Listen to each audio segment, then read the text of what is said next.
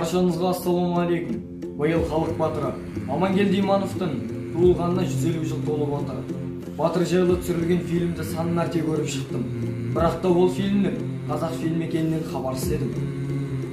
Сол кездегі саясаттың лебі соғып тұрса да, қазақ киносының тарихы осы туындыдан басталды.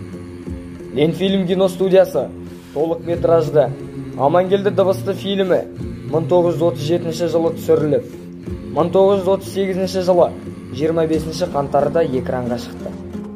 Фильм оқиғасы Торғай жерінде өтсе де, жақын жерде Алматының айналасына түсірді.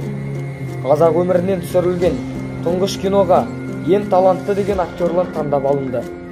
Олардың дені алғаш құрылған қазақ театрының тарландары еді. Амангелді рөліне Елубай Өмірзақов бекітілсе, батырдың әйелі балымды ғажайып биші Шара Жиенқұлова ойнады.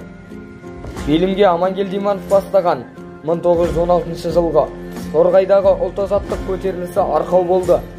Осы көтерілістің басталуына үстемелдің отаршылдық саясаты ғана емес, патшаның 1916 жылғы 25 маусымдағы Майданның қара жұмысына 19 бен 43 жас аралығындағы қазақ ер азаматтарын шақыру жарлығы түрткі болды.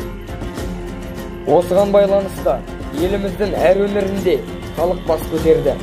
Соның ішінде Торғай даласындағы қарсылық үлкен көтеріліске ұласып, оған Қызылорда, Қостанай, Ақтөбе, Ақмола, Семей аймақтарынан адамдар қосылып, ғылыми деректерде халық батырының соңынан ерген көтерілісшілер саны 50 мыңға жеткендігін айтады.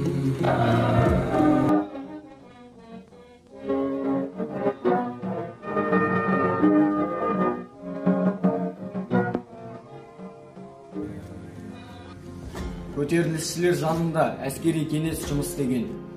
Бассардардың соңынан ерген сарбаздар мұздай қаруланған жазалаушы отрядқа қарсы тұрып тойтарыс береді. Кинода осы оқиғалар нанымды бейнеленген. Фильм соңында Амангелді батыр әйелі балымның қолында жан тапсырады.